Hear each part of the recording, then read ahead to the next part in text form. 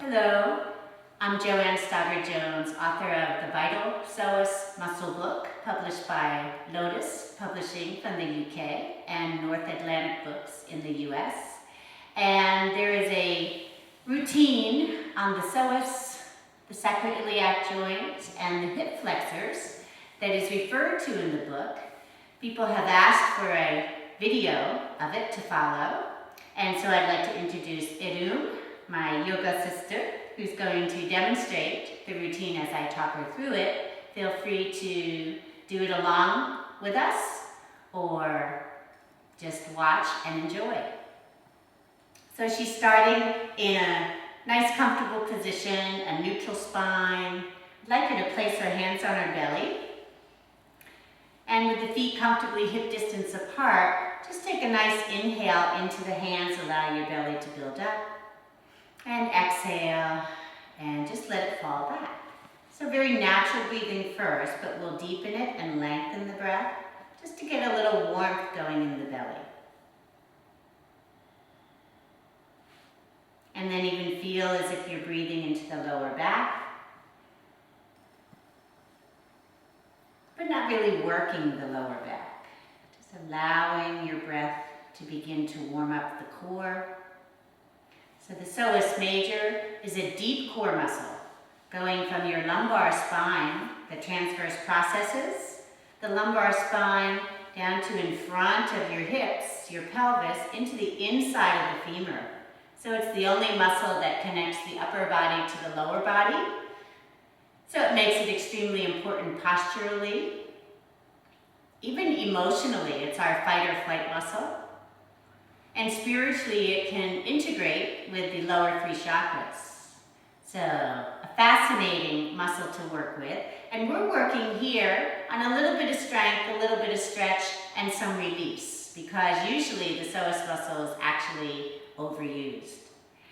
So, as she breathes a little deeper, she's going to begin to add a pelvic tilt, or you can call it a pelvic rock. Place your hands right on the front hip bones. They're your anterior superior iliac spine bones. We call them the ASIS, A-S-I-S. And she's going to inhale more, keeping your tailbone on the floor. She's going to allow her lower back to even come off the mat more. And when she exhales, now begin to press the navel center down as the back extends. So inhaling, the pelvis actually tilts forward here toward the ceiling. Exhaling, it presses down toward the mat. We do this about 5 times slowly. And Erum is closing her eyes to feel like she's really into this inner breath. You can have your eyes closed or your eyes open. And then coming back to neutral spine, she'll cross her right ankle over her left knee and take her arms out to the side. Great. Going to just begin to rock a little bit side to side. And do this slowly.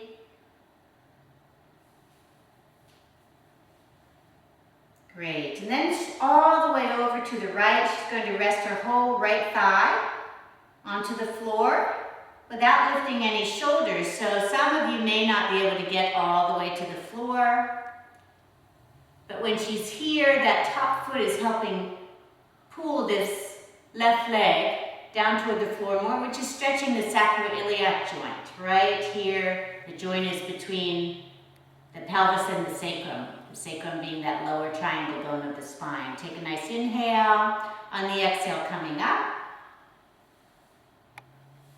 And you can come to the other side for a moment. So without changing legs. Just coming toward me. And this becomes actually a nice stretch for now the outside of the hip here in the sacroiliac joint. And also the ITB band that comes from the gluteus maximus, the tensor fasciae lata muscle. And down actually to the knee. It's a very tight area on some people. Inhale and exhale. Press the belly down as you lift the legs up. And then uncross the feet, and we'll repeat on the other side. So you want to outward rotate that left thigh. So her knee is out away from her. Just a little will rock first because it makes the lower back feel very nice. And then she'll release that leg toward me. So the left thigh comes toward the floor. Now if you find that your lower back is pinching here at all, you could just come off with that left shoulder a little bit. So instead of trying to press, the right shoulder down, then you can actually release it a little bit. Some people may even need to take their hand, put it on the belly, and just twist a little bit more so you take the pressure off of the lower back. So we'll take the hand back, take an inhale, exhale, press down with the belly to help lift the legs. So when we engage those abdominals and that deep core, it helps you lift the weight of the legs. And then going over to the other side. And here's that nice stretch for the ITB band. And these are also the hip abductors. Not only your tensor fascia lata muscle, but they're smaller glutes, gluteus medius and minimus, right deep underneath the maximus. Nice stretch for those. Take an inhale and exhale and come up. And then place the left foot flat on the floor. And take the hands back down by the sides, palms flat into the floor. Take a nice inhale. On the exhale, we're just going to roll the hips up just a couple of inches, so it's not quite a half bridge. Just so you feel that you're not resting on the floor. She's going to do a little bit of a hike of the hips from side to side. Yeah, so she's doing a nice kind of hike. It also feels like a little rotary movement. It's a nice exercise for the pelvis. It warms up the hip joint and the lower back also. Come back to center and inhale. Exhale, feel like you're lengthening your spine. Good. So from the knees to the shoulders.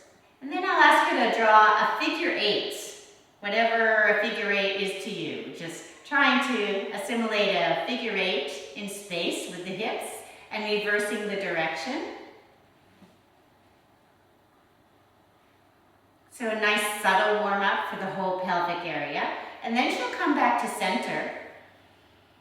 And if you're tired by now, you can come down, but Arun's going to stay up and do a little bit of a lift of the pelvic floor. So this takes a little experimentation. It's like hugging the muscles of the lower abdominal area. Feels like a little lift up through the abdominals.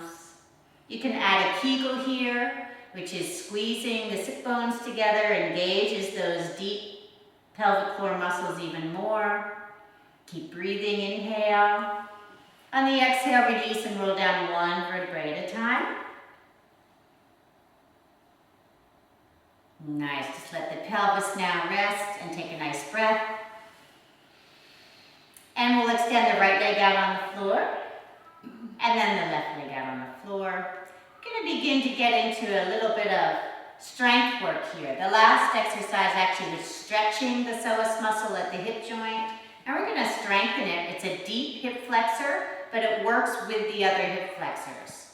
So we don't want to overwork that psoas muscle, remember. So we're going to engage some of the other hip flexors here in the front of the thigh to help. So she'll flex her right foot and lift it up 6 to 8 inches. Inhale, exhale, and lengthen down. So just a few slow, nice leg lifts. Great. Notice she's doing one leg at a time. We don't take 2 legs together and lift them slowly off the floor. It's much too much strain for the lower back. Good. Let's do one more, and then just hold your leg up.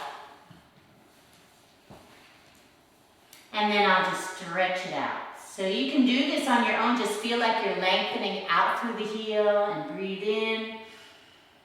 We're making room in that hip joint. And exhale, lower down. And shake it out a little bit. And we'll do the same thing on the left side. So flexing the left foot. Remember, a nice long leg. So inhaling, lifting up. Exhale, lengthening down. Nice. Inhale, lifting up. For some people, this actually might feel easy.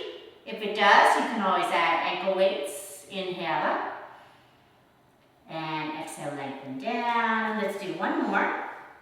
Inhale up and hold. I'm going to put her at about 45 degrees on this side. It's a nice degree to be at. You don't really need to go higher here. And I'm just going to lengthen and pull her leg as she exhales down. And shakes the leg out. How you doing, Arun? Very good.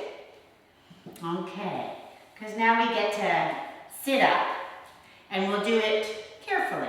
So let's roll to your right side in fetal position, and then just with your hands, help push yourself up nice and easy. Notice how she actually has her head coming last. Very nice move for the neck. And she'll sit about the center of the mat with her feet flat on the floor in front of her. Okay, and her hands actually behind her on the floor with fingertips forward. Okay, very nice. So from here, you might want to put your feet underneath you a little bit more for room. I hope that we don't slip on the blanket. We have the blanket here because the floor is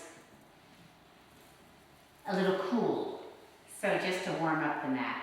So she's going to go into a reverse table just to stretch the hip flexors that we just worked. So we just strengthened them. Now we're going to lift the hips up and stretch and open them. And you can just keep the head looking, eyes looking toward the ceiling, breathing in and exhaling and coming down. And then staying just behind the sit bones, we're going to raise one foot up and then the other foot up.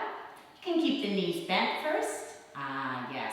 Now this is going back to a strength move for the psoas muscles. She's not going to compress in the lower back. She's lengthening. She's pulling that pelvic floor up. Her shoulders are pressing down away from her ears.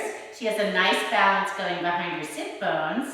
So, working the psoas muscle harder could be releasing the arms forward, as you would in Navasana, in yoga, and even then straightening the legs, if possible, without collapsing in the spine.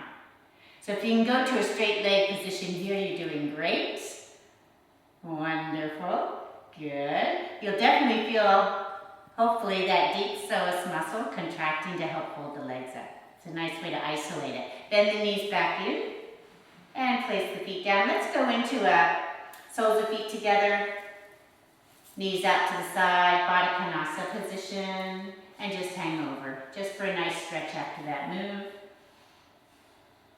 Good. And then just round over. Relax your head. Inhale. And on the exhale, roll back up. And the head is the last thing that comes up. So roll from the bottom of the spine. Shoulders down. Yes. Good. And straighten the legs out in front of you. Let's put this blanket back out again. So another strength move and a nice isolation of the psoas muscle major. Again, she's going to place her hands on the sides of her, by her knees. So more by your knees. And round over halfway. For some people, this is about as far as they can go, and that's fine. But I know Arun is very flexible. I'm not going to have her go all the way into her flex position. She actually will be engaging the core here, pulling the navel center back toward the spine. And then I'd like her to lift her right leg up an inch or two with the foot flexed and hold. And try to keep the pelvis centered. Inhale, and exhale and place it down, and then shake it out. As soon as you do this exercise, you feel that rectus femoris hip flexor in the front, contracting, psoas major's contracting deeper underneath it to help. It's also a great strength exercise for the quads because your knee is straight. We'll do the left side. Inhale and lift the foot. And stay there and breathe. Inhale and exhale. And come down and shake it out. And then just roll up nice and straight through the spine.